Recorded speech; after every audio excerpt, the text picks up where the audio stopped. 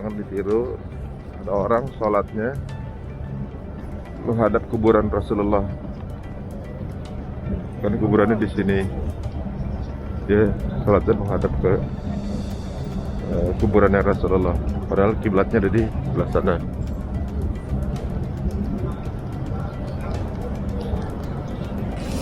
Ya, mungkin kecintaannya terlalu besar, tapi sudah mengarah ke musyrikan yang mudah-mudahan sih. Kalau mudah-mudahan saya nggak salah. Itu karena kiblatnya tetap ke Mekah artinya. Dan kalau di situ kan seperti menyembah Rasulullah, bukan menyembah Allah. Hati-hati ya teman-teman.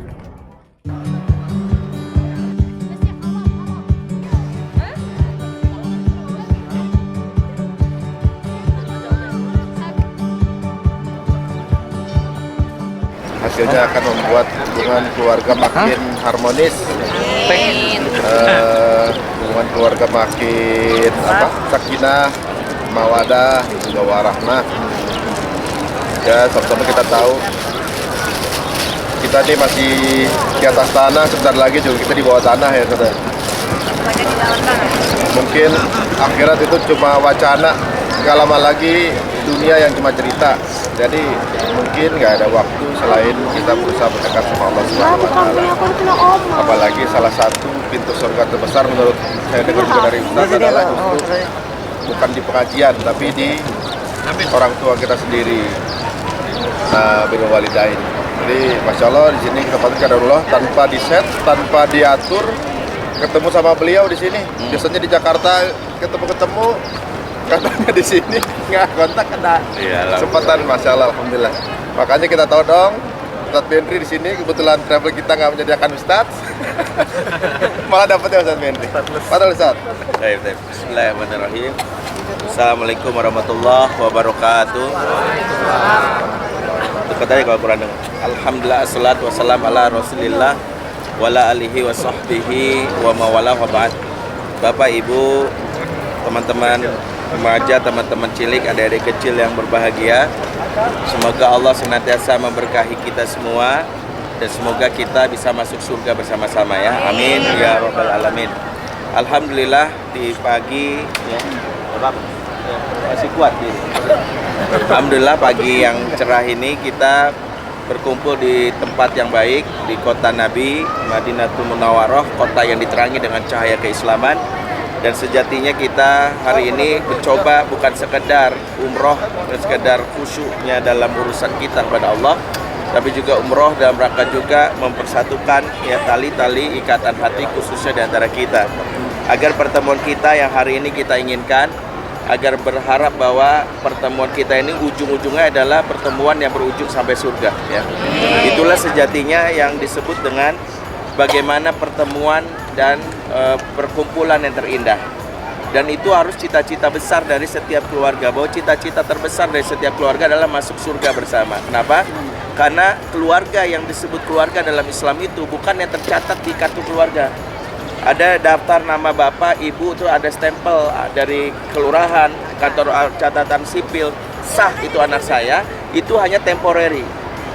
Dan ini diceritakan di dalam Al-Quran bahwa ada seorang nabi yang disebut Nabiullah Nuh alaihissalam memiliki 4 orang anak. Yang pertama namanya disebut Syam, yang kedua namanya Ham, yang ketiga Yafis, yang keempat namanya Kan'an. Khusus Kan'an, anak yang keempatnya ini ternyata jauh dari ajaran bapaknya, kekeh ngeyel terhadap hal-hal yang buruk, terhadap kemaksiatannya.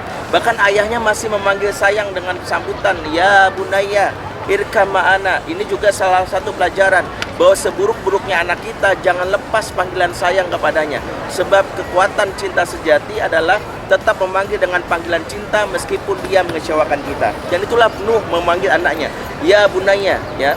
Dia tidak mengatakan anaknya dasar anak setan atau apapun. Sebagian ada yang ngomong begitu kan. Ternyata dia ngomong, ya bunaya, wahai anakku sayang, naiklah perahu bersama ayah.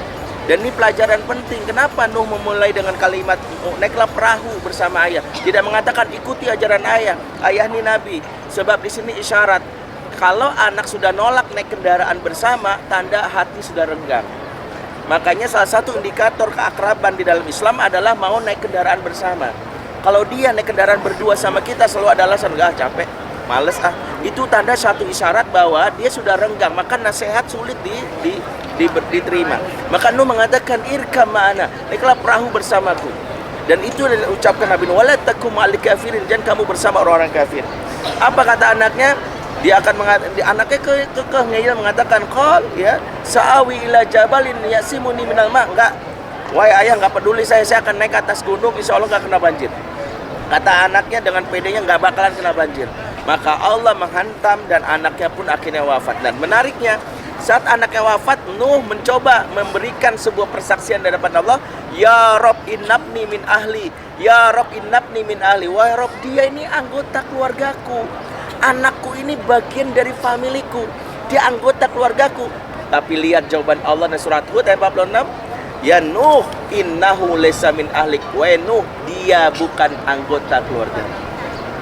Sehingga disinilah para ulama menyimpulkan, sehingga anak dan istri atau pasangan kita yang di dunia itu sementara. Jika ternyata di akhirat tidak berkumpul di surga sebagai tempat perkumpulan terbaik kita, maka hubungannya selesai. Say goodbye. Kalau anak zaman now bilang lo gue selesai. Artinya sudah selesai, nggak ada lagi. Ya sebagaimana Asia bersuamikan Firaun, berkasih sayang mesra, ternyata di dunia saja mereka statusnya pasutri, di akhirat say goodbye. Firaun di neraka yang namanya Asia sebagai sebaik-baik wanita di surga, khairun nisa'il jannah. Maka salah satu yang mau kita pahami adalah jangan sekedar memikirkan berkumpul di dunia. Yang kita pikirin gimana kumpul di surga. Itulah cita-cita tertinggi. Makanya kalau perpisahan di dunia itu sementara. Ada kalanya anak pergi menuntut ilmu, ada kalanya suami pergi untuk beberapa bulan, seperti yang dialami oleh para ulama, seperti Ibrahim yang pulang setahun sekali. Ada juga Abdullah bin Qasim pulangnya 17 tahun sekali. Ada juga yang namanya Faruk pulangnya 30 tahun sekali. 30 tahun dia pulang, tapi dia memisahkan diri dari keluarganya bukan karena tidak peduli, karena mencari pahala syahid, di mana pahala itu akan didistribusikan ke seluruh anggota keluarganya kalau dia meraihnya. Itu diraih. Makanya ketika suatu hari saya sempat dapat jadwal misi kajian di Freeport, waktu itu di ketinggian 3000 meter di atas permukaan laut, suhunya 6 derajat Celcius. Sempat ada seorang bapak yang sama menceritakan pengalaman sedihnya. Dia bilang, Ustadz, keluarga saya berantakan. Maksudnya gimana? Saya tinggal di Freeport di Papua, di Tembagapura ini kurang lebih sudah 4 bulan nggak pulang karena tugas sebagai seorang supervisi dari penggalian tambang itu. Istri saya atas izin saya ngambil S2 spesialis kedokteran di Jakarta. Sementara anak saya pertama dia ngambil pesantren tahfiz di Gresik. Anak saya yang kedua tinggal di Palembang sama neneknya. Kata dia, bapak di Papua, emak di Jakarta, anak pertama di Gresik, anak kedua di Palembang. Berantakan banget ya Ustaz keluarga saya. Saya mencoba memahami bahwa mungkin kita akan menganggap keluarga ini keluarga berantakan, tapi saya mencoba menghiburnya. Apa kata saya ucapkan, Pak, jika kita terpaksa berpisah di dunia karena ada kondisi yang tidak bisa kita satukan, pastikan kita berkumpul bersama di akhirat. Kenapa? Karena kalau di dunia kita sekadar hai kumpul bareng, tapi ternyata nggak ada satupun berpikir masuk surga bersama, maka di akhirat selesai urusan kita. Maka kita bukan lagi yang disebut keluarga the real family. Makanya jangan sampai cemas dengan the broken family. Keluarga saya berantakan. Ingat, keluarga broken home bukan keluarga yang tercerai-berai di dunia. Keluarga broken home, keluarga yang nggak mampu kumpul bersama di surga. Itu broken home. Sekarang kita cuma mikirin gimana supaya nggak broken home di dunia. Yang lebih menyedihkan broken home di akhirat, yaitu ketika selamanya Allah tidak akan mempertemukan kita dengan anak kita. Maka itulah Allah kasih resepnya, dan resep ini tidak bisa dijual, tidak bisa ditukar. Dalam surat At-Tur ayat 21 Allah kasih satu resep. Apa kata Allah? Walladzina amanu wa tabathum dzurriyyatuhum biimanin alhaqna bihim dzurriyyatahum. Dan orang-orang beriman kepada Allah, kemudian keimanan diikuti turun-temurun, anak cucu terus ngikut nih, beriman terus. Maka alhaqna bihim dzurriyyatahum, kami akan kumpulkan mereka nanti di akhirat. Maka syarat pertama jika kita ingin kumpul bareng surga, pastikan memiliki keimanan yang sama. Sebab Nabi Muhammad SAW menangis ketika Abu Thalib wafat, bukan karena kematiannya, tapi wafatnya Abu Thalib meninggal dalam keadaan tidak beriman. Sehingga karena tidak beriman itulah dia terpisah selamanya, tidak mungkin bertemu dengan keponakannya, yaitu baginda Nabi SAW. Itu yang membuat bersedihnya. Sebab kalau seseorang berpisah karena iman, insya Allah, bahkan seorang kakek seorang bapak, bahkan ketika anaknya seperti misalnya Mas Ari punya Kaila misalnya, kemudian ingin bertemu dengan cucunya jika umurnya mungkin gak enak kasih contohnya ya, masa umurnya pendek ya Mas Ari. Misalnya ada seseorang bapak yang dia merasa bahwa pengen ketemu sama cucunya sementara anaknya masih SMP. Bisa nggak dia ketemu cucunya sementara dia yakin umurnya mungkin pendek misalnya karena sakit, dia bisa bilang sama anaknya, "Nah, papa, pipi pengen banget ketemu sama cucu papa." Ya, "Pak, aku masih SMP, disuruh nikah sekarang, masa belum punya anak?" Bukan. Sekiranya papa meninggal sementara kamu belum menikah, belum punya anak, pastikan kamu didik anakmu berdasarkan iman. Karena sekiranya papa meninggal tanpa melihat cucu papa di dunia, insya Allah jika kau didik dengan iman, ketemu nanti di akhirat. Makanya kita nanti akan ketemu dengan Nabi Adam, kita akan ketemu dengan kakek kita jika beriman. Kakek kita beriman, ketemu, penghubungnya adalah itu. Maka kenapa?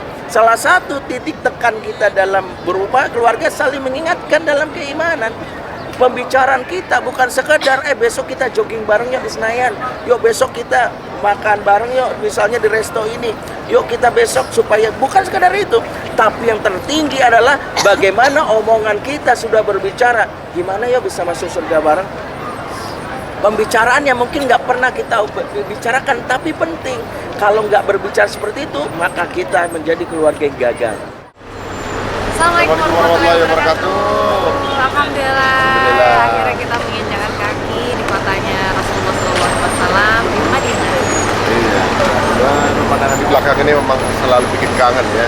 Gak tahu kenapa kalau dari jauh itu udah kelihatan towernya aja tuh kadang-kadang orang tuh suka baper gitu. Apalagi kalau melihat kubah hijau itu tuh, Masya Allah, itu pokoknya untuk yang pernah kesini pasti tahu rasanya seperti apa. Dan kita kan memang kalau kesini pasti tujuan utama kita adalah pengen rawuh, pengen berziarah ke makam Rasul gitu. Siapapun yang datang ke sana, nggak tahu kenapa pasti kayak ada sentuhan di hatinya.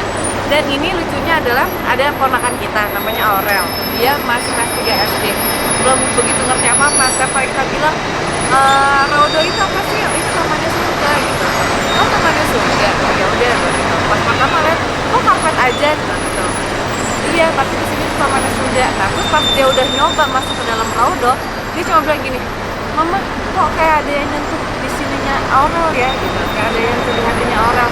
Itu kayak bikin, Masya Allah, anak-anak umur segitu aja kayak ngerasain. Itu kan kayak hidayah, kayak sentuhan kolbu gitu. Waduh, pokoknya yang pernah kesini tahu bahwa Masjid Nabawi itu masjid yang paling tenang ya. Jadi kalau masuk ke dalam tuh ingin berlama-lama gitu ya.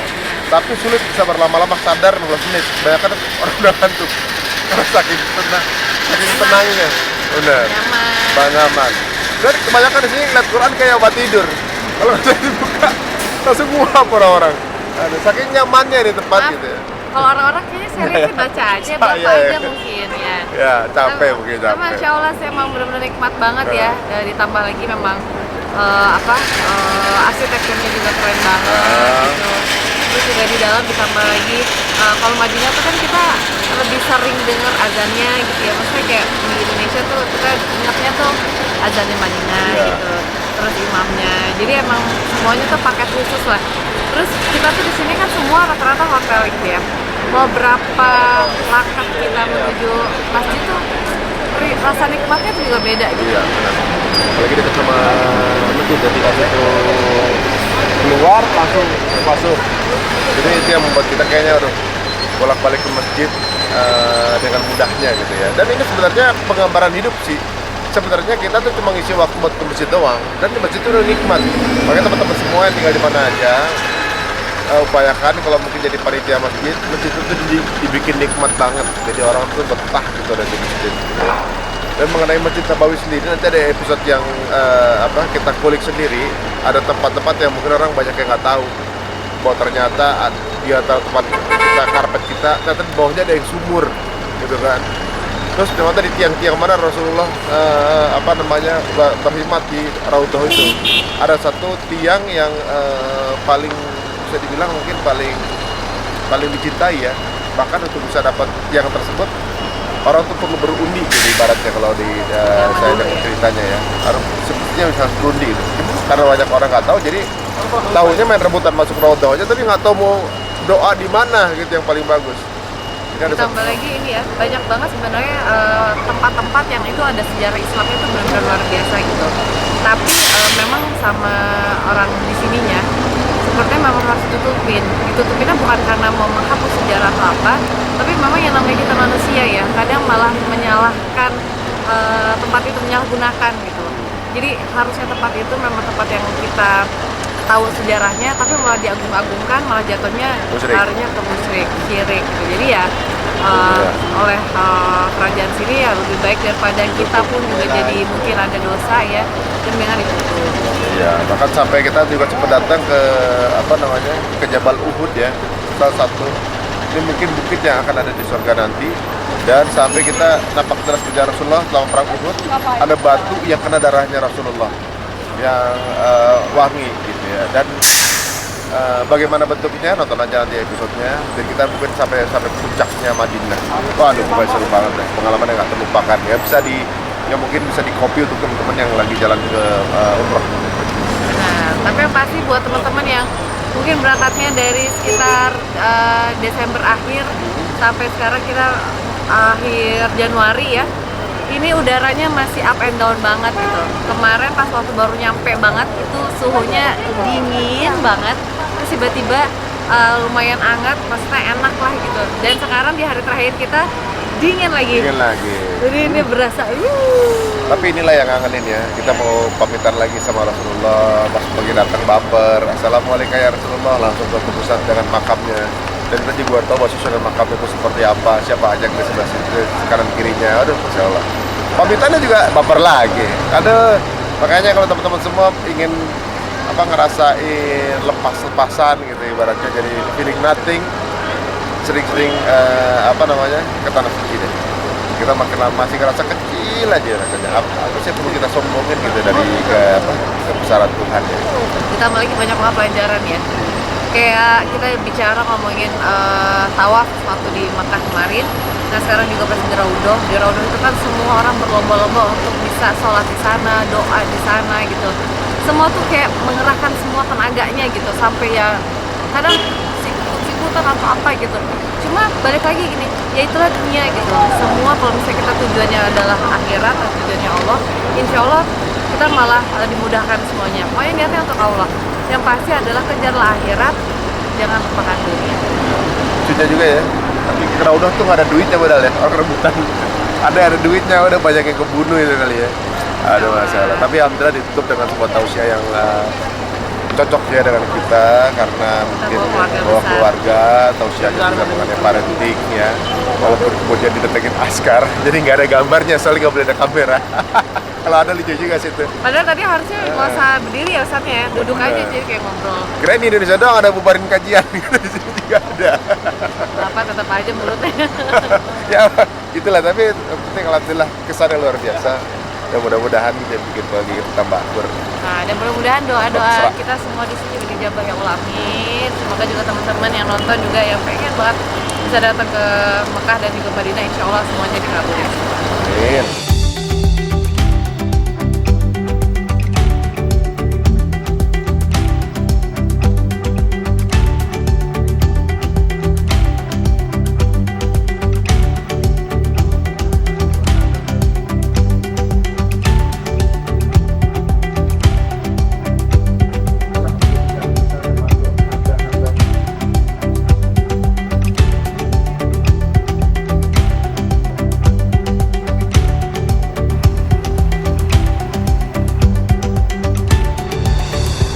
Sampai di Sheikh Abdul Aziz Madinah ya, dan udah pada mulai ngantuk-ngantuk, siap-siap mau pulang. Tadi sedih tadi meninggalkan Madinah, baper ya. Soalnya ya belum tentu kita bisa kesini lagi. Dan kayaknya berpisah dengan Masjid Nabawi itu memang something ya tergantung ya orang kalau ada rasanya gimana gitu. Agak melankoli sih. Nah, temen-temen yang belum sini kita doakan teman. besok ke sini ya. Kalau kita proses masuk ke pesawat kita ya.